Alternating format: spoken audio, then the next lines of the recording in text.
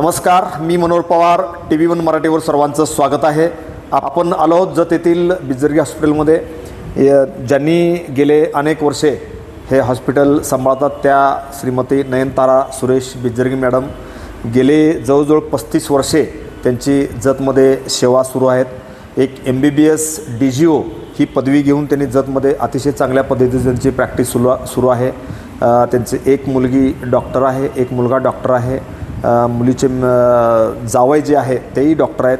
आणि गेले 35 वर्षे जत शहर व तालुक्यातील रुग्णांची अतिशय चांगल्या पद्धतीनं त्यांनी सेवा केलेल्या आहेत. त्या श्रीमती नयनतारा बिजर्गी मॅडम माझ्या समवेत उपस्थित आहेत. नवरात्रीच्या निमित्तानं आपण जत शहरामध्ये किंवा तालुक्यामध्ये ज्या यशस्वी महिला आहेत त्यांच्या यशोगाथा आपण TV1 मराठीच्या माध्यमातून देत आहोत. आज आपण त्यांच्या हॉस्पिटलमध्ये आलेलो आहोत. श्रीमती नयनतारा बिजर्गी मॅडम माझ्या समवेत उपस्थित आहेत. मॅडम नमस्कार. नमस्कार सर. गेले जवळजवळ 35 वर्षे तुम्ही एक प्रतित डॉक्टर म्हणून या जत शहरामध्ये काम करतायत. आतापर्यंत हजारो पेशंट तुम्ही बघितलेले आहेत आणि अनेक चांगले अनुभवसुद्धा तुमच्या पाठीशी आहेत. तुमचे दोन्ही मुलं डॉक्टर आहेत. दोन्ही मुलं डॉक्टर करत असताना अतिशय खडतर प्रवासही तुम्ही केलेला आहे आणि आज तुम्ही वेल शटल आहे. आणि एकंदरीत जर बघितलं तर आजची परिस्थिती बघितलं तर दोन्ही मुलं डॉक्टर करणं एवढं सोपं नाही. कारण तरीसुद्धा तुम्ही कष्टानं तुमचे दोन्ही मुलं डॉक्टर केलेले आहेत. मूळ मॅडम तुम्ही कुठल्या? नमस्कार. पहिलं मी धन्यवाद तुम्हाला सगळ्यांना. मी मूळ कर्नाटक, बेळगाव जिल्हा गोकाकचे आहे. मी माझं शिक्षण पहिलीपासून 10वी 11वी 12वीपर्यंत गोकाक. नंतर मला MBBS इंग्लिश मिडियम झालं का तुम्ही मराठी कन्नड मिडियम? कन्नड मिडियम पूर्ण कन्नड मिडियम. शासकीय शाळेतून झालं तुमचं? शासकीय शाळेत. आणि कन्नड मिडियममध्ये शिकत मला 12वीमध्ये चांगलं मार्क मिळाले. गव्हर्मेंट कॉलेज हुबळीला माझं फर्स्ट इयर ॲडमिशन MBBSला मिळाले. मग त्याच्यानंतर 5.5 वर्ष MBBS मी हुबळीमध्येच केले. नंतर इंटर्नशिप करतानाच माझं लग्न झालं. तुम्ही डॉक्टरच का निवडला की बाकी वेगवेगळे अजून आणखीन होते? टीचर झाला असता, तुम्ही इंजिनियर झाला असता, तुम्हाला हे का आवड निर्माण झाली डॉक्टर? सर तुमच्या घरी कोण होतं? माझे पप्पा डॉक्टर आणि माझे सगळं भावंड बहीण सगळं डॉक्टर आणि तुमची फॅमिली सगळं इतिहास आहे तुम्हाला डॉक्टरचा? इतिहास. आणि आता माझं मुलं, माझ्या बहिणीचं मुलं, माझ्या भावाचं मुलं सगळं डॉक्टर आहे. आता नेक्स्ट जनरेशन पण डॉक्टरची आहे. म्हणून मला माझ्या बहिणीला पप्पांना बघत मला वाटलं की मी पण डॉक्टर व्हावं असं वाटलं. मग ते स्टेथोस्कोप किंवा तुमचं ते हे बघून वगैरे थोडं बरं वाटत होतं. म्हणजे एक प्राऊड फील करत होता की माझ्या पप्पांना बघून त्यांचे एवढं सिस्टमॅटिक त्यांची स्टाईल सगळं बघून. त्या काळात त्यांनी MBBS BJ मेडिकलमध्ये केल्या माझे पप्पा. मग त्यांची एक वेगळंच हे होतं. मग मला आवडले ते. त्यांनी पप्पांनी म्हटले दुसरं काहीतरी निवड, IAS कर, काहीतरी कर म्हटलं. बट नको, मला MBBSच करायचं आहे. तुम्ही कुठे केले MBBS? कर्नाटक मेडिकल कॉलेज हुबळीला. 4.5 वर्षे तुम्ही केलं. 5.5 वर्ष. त्यानंतर तुमचं लग्न झालं. इंटर्नशिप असतानाच लग्न झालं. मग नंतर मी इंटर्नशिप संपून MBBS संपून इथं आले. इथं आल्यानंतर सुरू केली तुम्ही? थोडा एक 6 महिना सरांच्या बरोबर मी सुरू केलं. बट मला वाटलं मला काहीतरी पुढचं काहीतरी शिकायचं का. म्हणजे माझं बहीण सगळं MD MS त्यांनी होतं. मला पण काहीतरी पोस्ट ग्रॅज्युएशन करायचं इच्छा होते. मग मला ह्याला मिळाले गुलबर्गा मेडिकल MR मेडिकल कॉलेजमध्ये मी DGO केले. कुठलं स्पेशलायझेशन आहे DGOचं? गायनेकचं. स्त्रीरोगतज्ञ. मग ते शिकत असताना माझ्या हातात बाळ होतं. पहिली मुलगी होती आणि मला तिथं ड्युटी ह्याच्यामध्ये खूप त्रास झाले. माझ्या मुलगीला ती 4 महिन्याची होती तेव्हा. मग मी माझ्या आईकडेच सोडले तिला. मग कष्ट करून DGO संपले. DGO झाले की हिथं आले. मग हिथं एवढं प्रॅक्टिस सुरुवात झाले. माझ्या मुलगी तिथंच मम्मीकडेच राहिले. मी इथंच राहिले. असं हे थोडा. मुलगी मोठी का मुलगा मोठा? मुलगी मोठी. त्यानंतर मुलगा झाला. मग तुम्ही असं ठरवलं होतं का मुलीला आणि मुलाला पण आपण डॉक्टर करायचं म्हणून ठरवलं होतं? तेव्हा काय ठरवलं नव्हतं सर. ॲक्च्युली काय झालंय, मुलगी तिथंच आईकडे शिक्षण तिथंच एकदम चांगलं, ती इंग्लिश मिडियम स्कूलला गेली, ती पहिलं फर्स्ट येत होती, ती एकदम ते सुरू होत असताना मग मुलगा झाला. मुलगाचं पण इथं जत हायस्कूलमध्ये ॲडमिशन घेतले. ते सगळं सुरुवात असताना सरांची थोडा बॅड ह्याच्यामध्ये माझी एक बॅड फेज गेले. मग त्या काळात मुलाकडे न लक्ष देता माझं एक प्रॅक्टिस सुरुवात करूया, आणि सरांची एक इच्छा होतं की हे दवाखाना चालू राहू, कसंही असू दे हे दवाखाना चालू ठेवायचं. मग हे असताना त्यांचं एक शेवटचं एक हे होतं, इच्छा होतं माझ्याकडनं, त्यांनी हे होते काही असू दे थोडा दोन्ही मुलांना थोडा मोठं शिक्षण, किमान डॉक्टर तर झालं पाहिजे. डॉक्टर शिक्षण चांगलं द्या त्यांनी, नको म्हणूसपर्यंत त्यांना शिक्षण. अरे बरोबर खरं. मग हे एक ध्येय माझ्याकडे होतं की त्यांची मी हे दिलेलं होतं, वचन दिलेलं होतं, समजलं तर पण चालतंय. मग ते ध्येयामध्ये एक फोकस करून मी काम केले, आणि सगळ्यांचे आशीर्वाद म्हणा, सरांची आशीर्वाद म्हणा, आणि मुलं पण मला साथ दिले. त्यांनी पण अभ्यास केले, त्यांनी पण प्रत्येकाला मला कुठलंही न त्रास देता त्यांनी MBBS संपले. पहिले मुलगीचं MD ॲडमिशन घेतले, आणि मुलाचं पण MS जनरल सर्जरी झालं. मुलीचं लग्न झालं. मुलीचं लग्न एक MCH यूरोलॉजी ह्याचे माझं कुठं दिलं मुलीला? बेळगावला दिले, विशाल म्हणून. त्यांचं पण फॅमिली चांगले आहे. आता बेळगावला ती KLE मध्ये दोघंही काम करतात. दोघे. आणि आता मुलग्याला पण MS संपला. मग नंतर तिची पण लग्न झालं. सूनबाई पण डॉक्टर आहे, MD ॲनेस्थेशिया संपत आले आता तिची. हे एवढा इथंपर्यंत आलेला म्हणजे पुन्हा तुमच्या घरी 5 डॉक्टर आहेत? 5. जावई, मुलगी, सुनबाई आणि मुलगा, आणि तुम्ही स्वतः 5 डॉक्टर आहेत. दोन्ही मुलं घडवत असताना तुम्ही स्वतः त्यांचे क्लास घेत होता? मुलगीचं सर मी क्लास घेतले नाही. मुलगी आईकडेच होती. माझे आईने डेव्हलप केलं मुलीला? आई डेव्हलप केली. माझं भाऊ, माझं भाभी हे सगळं तिला साथ दिले. मुलगीकडे मी 15 दिवसाला एकदा जाणार, तेवढंच भेटणार आणि येणार. मुलाचं कसं?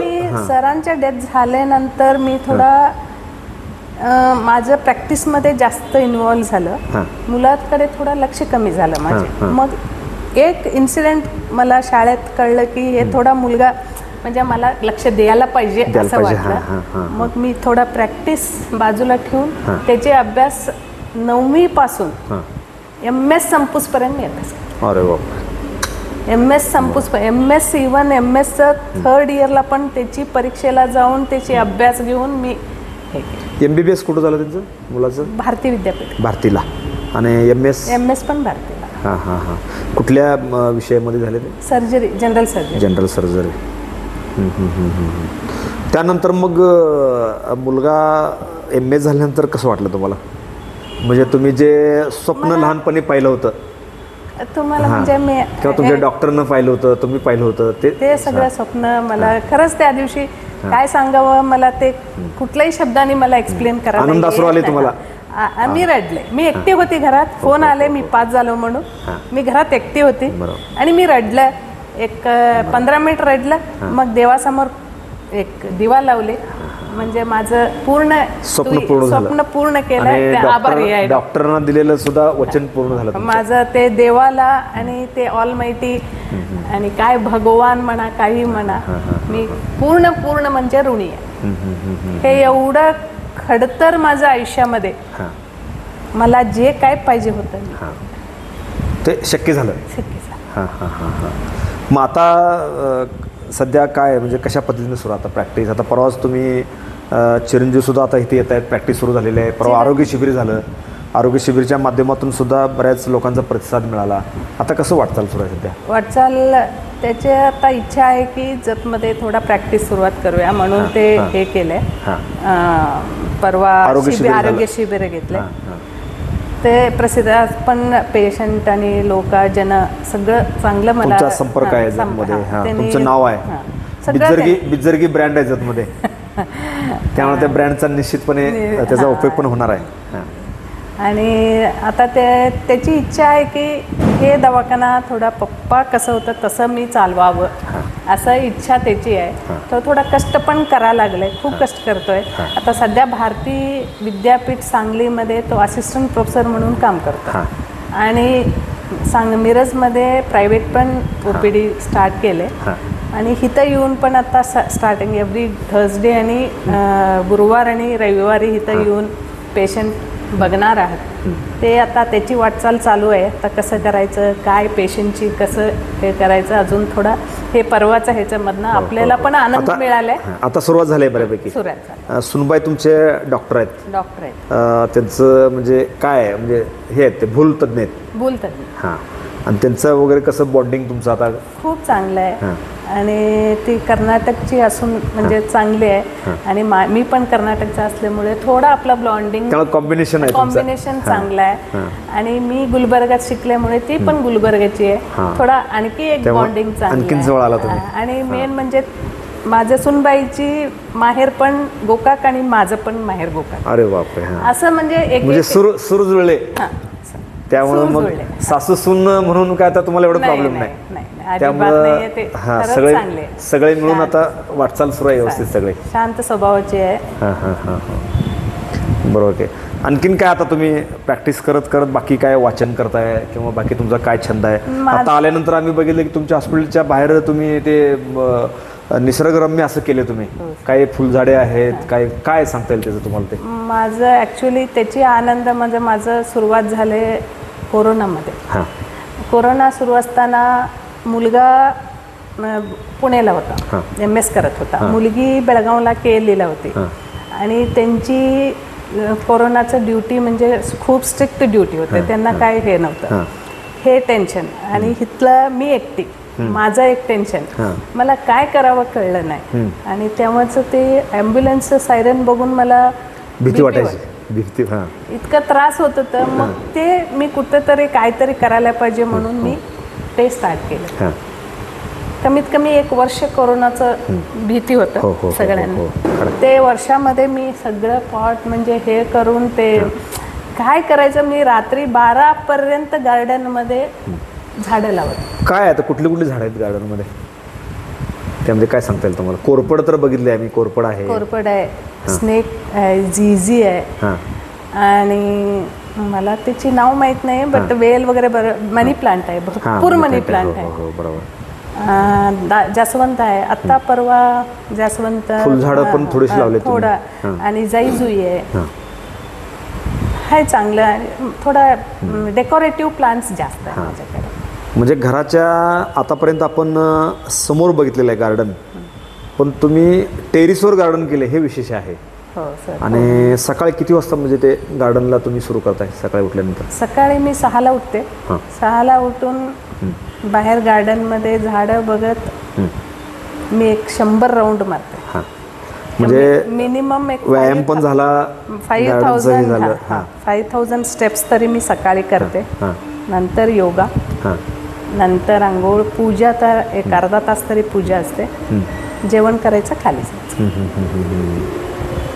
म्हणजे असं दररोज रुटीन मॅटर आहे. रुटीन म्हणजे रुटीन, त्यात काहीही बदल नाही. तुम्ही MBBS DGO आहे, स्त्रीरोग तज्ज्ञ आहे.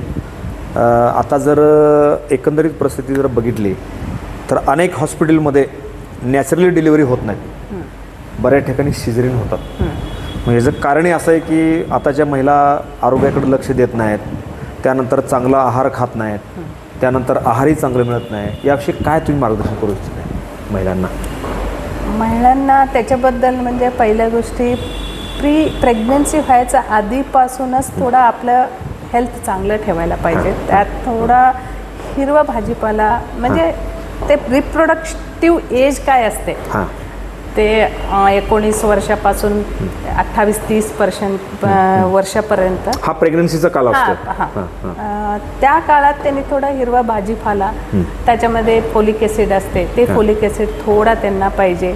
आत्ता ॲक्च्युली मुलीचं विचार असा आहे की ब्रेड, पाव, वडापाव, बर्गर, चायनीज, आणि रोडवरची रोडवरची तुम्ही बाहेरची खाणं खाल्लं तर त्यांनी बाहेरची खाण्यामध्ये तेल वापरतात पाम ऑइल आणि 3-3, 4-4 वेळा तळतात तेच तेल आणि त्याचा पाम ऑइल मुळे पान, ते जास्त तळल्यावर त्याच्यामध्ये असतं. एक पामिटिक ऍसिड म्हणून निर्माण होतं. हां हां ते ऍसिड आपलं शरीरामध्ये रक्तामध्ये ते प्रॉब्लेम करून रस्ट करून म्हणजे हे थोडा दुसऱ्या भाषेत म्हणजे एथेरोस्क्लेरोसिस ते सगळं होते. त्याच्यासाठी ओबेसिटी वाढते.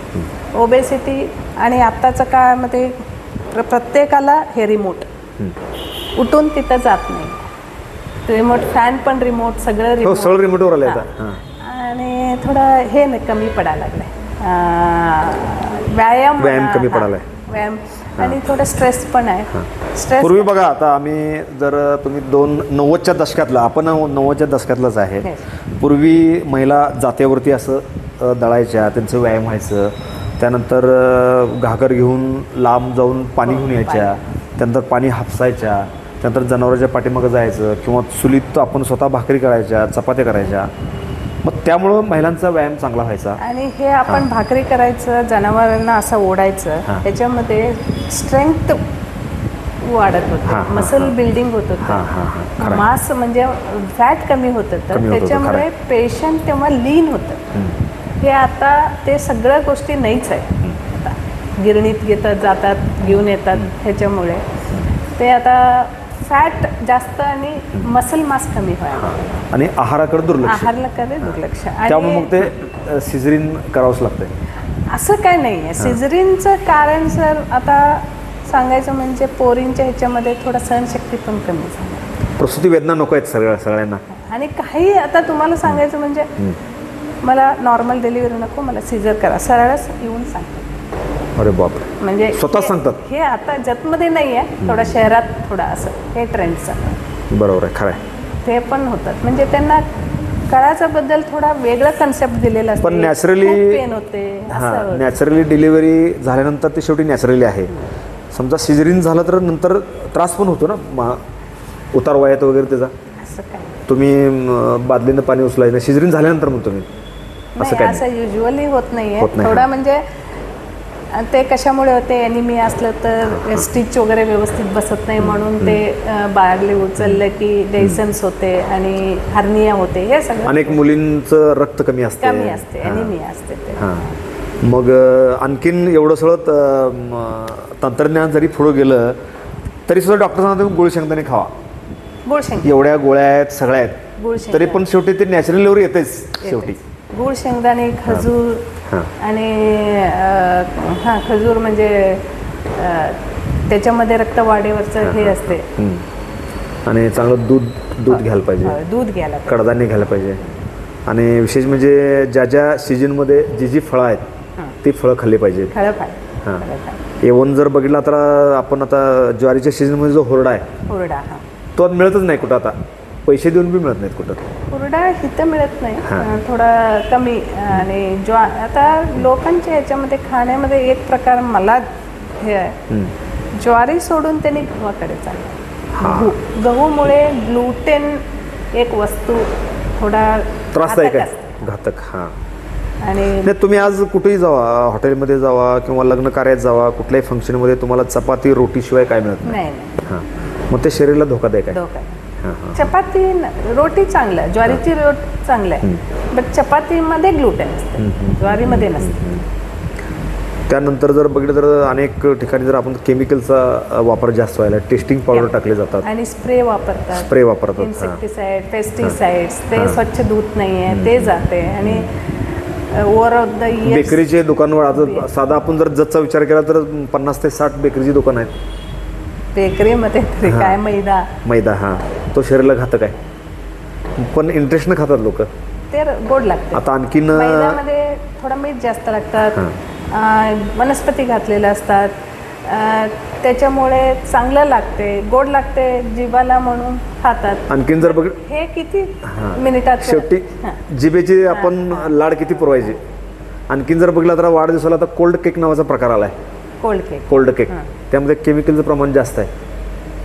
कोल्ड केक खातात लोक. पेस्टिजचा प्रकार वाढला आहे. त्यानंतर सकाळी लोक बिस्किट्स खातात. बिस्किट उठल्याबरोबर चहा बिस्किट. हां, थोडंसं ते वर्ज करायला पाहिजे. ते त्यानंतर वर्ज करायला. चायनीजचे गाड्या आपल्याकडे जास्त आहेत, चायनीज लोक जास्त खातात, त्यामुळे ह्याचा आरोग्यावर परिणाम होतो.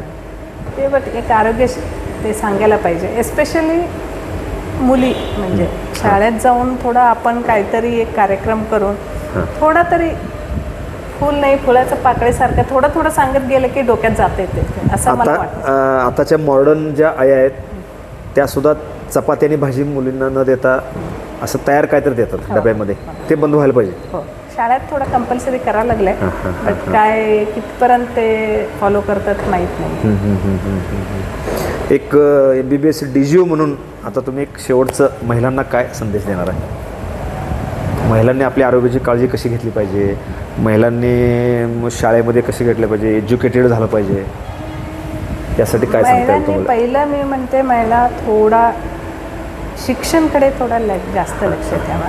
प्रत्येकाने शिकलं पाहिजे. हर मुलगी म्हणजे every girl should be educated. मला म्हणजे मुली आले मला सही करायला येत नाही म्हटलं की मला त्रास होते. सही करायला येत नाही मला वाईट वाटते. हे नको, हे मुलगी मात्र शिकायला पाहिजे. बरोबर. का म्हणजे ती शिकली आहे ना, घर सगळं शिकली, घरांचे सगळं एज्युकेशन सुरू होतं. काय करावं, किती खावं, आणि ॲटलिस्ट ते यूट्यूबवर बघते, यूट्यूब काढायला येते, बघते, आणि हे खाल्लं तर थोडं त्रास होते, हे खाल्लं तर नाही त्रास होते, थोडा ते तरी घरात ते स्वयंपाकामध्ये किती आपलं हे आहे, भरपूर फरक पडतो. फरक पडतो. त्याची थोडा शिक्षण पहिला मुलींना द्यायला पाहिजे. आणि हे आपलं खेडेगावात थोडा मुलींना प्रबोधन झालं पाहिजे, म्हणजे कमी खायला देतात असं मला वाटतं. पहिला पुरुषांना देतात, पुरुषांचं म्हणजे अजूनही पूर्वीच्या परंपरेनुसार जे चालत आलेले आहे. आता जर बघितलं तर आम्ही मुलीला मराठी शाळेमध्ये घालायचं, मुलाला इंग्लिश मिडियममध्ये घालायचं, पहिलाचा दुधाचा ग्लास मुलाला द्यायचं, मग शिल्लक राहील तर मुलीला द्यायचं. म्हणजे अजून हे प्रकार कधी हे बंद व्हायला पाहिजे, प्रकार बंद व्हायला पाहिजे. मुलीला शिकायला पाहिजे, समान करायला पाहिजे. समान म्हणतात बट कितपर्यंत होते माहीत नाही आहे. आणि मुलींचं लग्नाची वय थोडा आणखी वाढायला पाहिजे, किमान 25 करायला पाहिजे. नाही एवढं पण नको का, म्हणजे आता त्याची पण प्रॉब्लेम येते, PCOD हे वगैरे असते. 20 तरी पाहिजे, 20 तर पाहिजे. 20 नंतरच झालं पाहिजे. पण अजूनही आम्ही जर ग्रामीण भागात बघितलं तर 14-15 वयाला मुलीचं लग्न होतेच. आता तुम्ही डॉक्टर आहे, तुम्हाला भरपूर अनुभव आहे त्यात, हे थांबलं पाहिजे. ते थोडा कानून पण सरकार पण हे करायला लागलंय. पॉस्को ॲक्ट आले, ते थोडा डॉक्टर पण त्याच्या जास्त काळजीने ते पेशंटचे आधार कार्ड बघून पेशंटला हे करायला लागले. आणि ते पेशंटला सांगायला लागले असं केलं तर तुम्हाला हे कानून हे होते, म्हणून त्यांनी पण आता सध्या करत नाही, कमी केले आता मला वाटतं. बरोबर आहे. त्यामुळे हे थोडंसं बदल झाला पाहिजे, बदलला. आणि पोरींचे शिक्षण झालं ना पोरींना की बाकी सगळं सुधारणा होते, सगळं सुधारणा.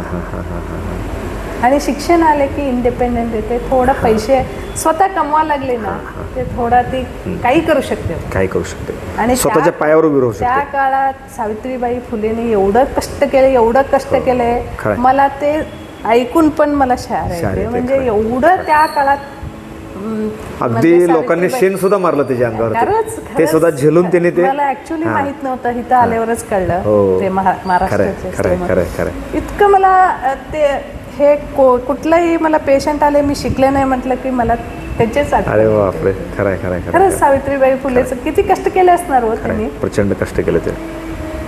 अगदी 20व्या शतकात पण पोरींना त्यांनी शाळेला पाठवत नाही. खरं 100 वर्षापूर्वी त्यांना भरपूर कष्ट आले, ते इमॅजिन पण करू शकत नाही. खरं. गेले 35 वर्षे तुम्ही या ठिकाणी डॉक्टर म्हणून सेवा देत आहे. तुम्हाला काय एखाद दुसरा चांगला अनुभव सांगा पेशंटचा? पेशंट इथलं जतची तरी खूप चांगलं आहे मला. म्हणजे जत आणि सराउंडिंगचे ते काय खेडेगावातली बायका येतात माझ्याकडे, युजली आतमध्ये बायका येतात, पुरुष कमी येतात. मग एक पिशवीत थोडा भाजी आणि द्राक्षाची ह्याच्यामध्ये द्राक्ष घेऊन येतात सीझनमध्ये, आणि एखादा तरी बाई मला लोणी आणि तूप आणून दिले. बापरे, अगदी ओरिजिनल मला चला, हां. इतका आनंद झालं. म्हणजे आपली लोक पण एक थोडा लोणी द्यायला विचार करतोय आपलं म्हणजे खरं म्हणजे हे का असं म्हणजे एवढं प्रेम कुठनं येते त्यांना. म्हणजे खरंच मला खेडेगावात अजून प्रेम टिकून आहे आणि मलाच त्यांनी साथ दिले लोक. म्हणजे इथले खेडेगावाची येतात.